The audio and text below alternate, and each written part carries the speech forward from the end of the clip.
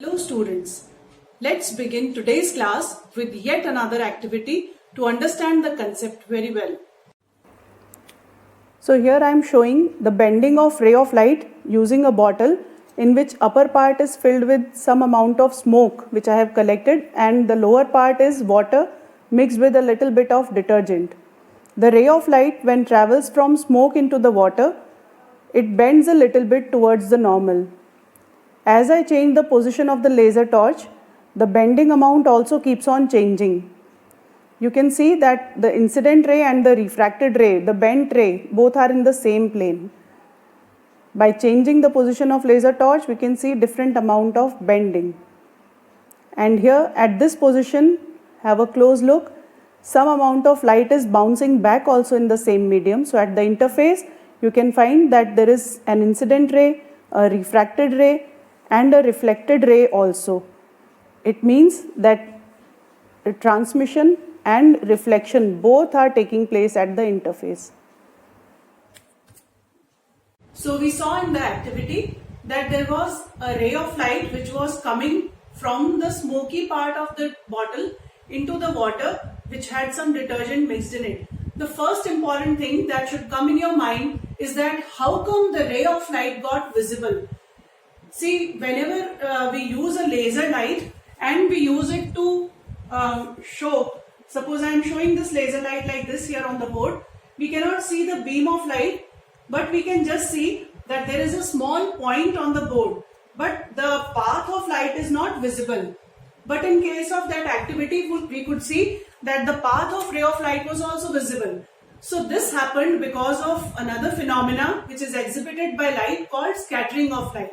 This we will learn in the next chapter.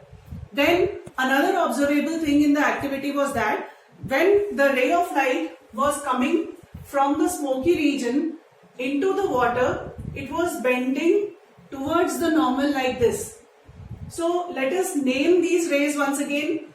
The ray which falls on the interface, we name it as the incident ray.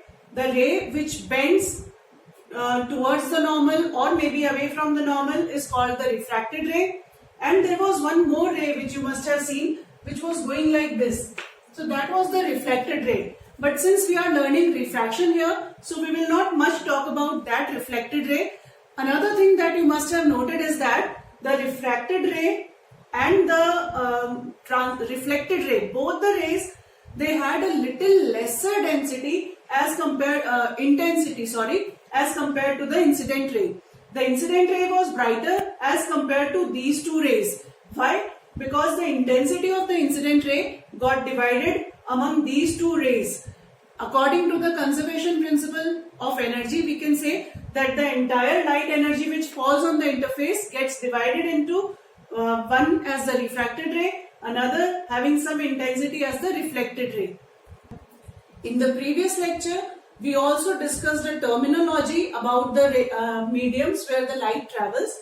I called these mediums as optical mediums, and this medium being the rarer medium and this being the denser medium. So light ray travels from rarer to denser medium with some change in its speed, and when it travels from a rarer medium into the denser medium, it also bends towards the normal. Why this bending appears? Because of the change in speed, number one. Number two, that I told you, the Fermat's principle which says that the light always follows the shortest time path. So, incident ray makes some angle with the normal, we call it angle of incidence. And suppose this is speed of light in this medium. I name this medium as some medium 1. Let us assume that speed of light in this medium is V1. When it comes to the another optical medium, its speed becomes V2, assuming that the medium is second medium, just a nomenclature. So, according to the phenomena of refraction that we see here, there are certain rules which are followed by the incident ray and refracted ray. Let us learn about these rules. The first law of refraction says that incident ray, refracted ray and the normal at the point of incidence all lie in the same plane. So this is the incident ray, this is the point of incidence, this is the refracted ray, and the line which is perpendicular to the interface is called the normal. All these three rays are in the same plane, which could clearly be seen in the activity also that I performed. The second rule is also known as Snell's law. Snell's law states that ratio of sine of angle of incidence, that is sine I, the ratio of sine of angle of incidence to sine of angle of refraction, that is sine R. Because the law is talking about a ratio, so it will be sine I upon sine R is a constant for a given pair of media and a given color of light. This is very important that you should always remember to mention in your exams also, because these are the value points or key points for which you get marks. So, angle of incidence and angle of refraction, they give a ratio which is a constant. Constant for what? For a given pair of media and a given color of light. What does it mean? That suppose light is traveling here from air to water. If I change the medium, suppose I leave air here and here I change the medium to glass, then for the same angle of incidence, the amount of bending shown by light will be different. I am repeating, if it is air in one case and water in the other case, light will bend by some amount. Then suppose I change this medium, instead of water I take glass, keeping angle I same, what will change here? You understand very well that the speed of light will change because the optical medium has changed, and that is why angle R will also change because the light will bend by some different amount. Another parameter which affects the bending of light is color. Suppose this light has a mixture of two colors, two or more colors, then according to this law of refraction, all the colors of light will bend by different amounts. And this is nothing new for you. You must have seen this splitting of light when light passes through a prism. White light is a composition of 7 colors. When it passes through a glass prism, because of unequal amount of bending, the light splits up into 7 colors and hence we see the spectrum. So, coming back to Snell's law, the ratio of sine I and sine R is a constant. And this constant is known as refractive index of, we use the symbol N for refractive index of medium 2 with respect to medium 1. N21 is known as refractive index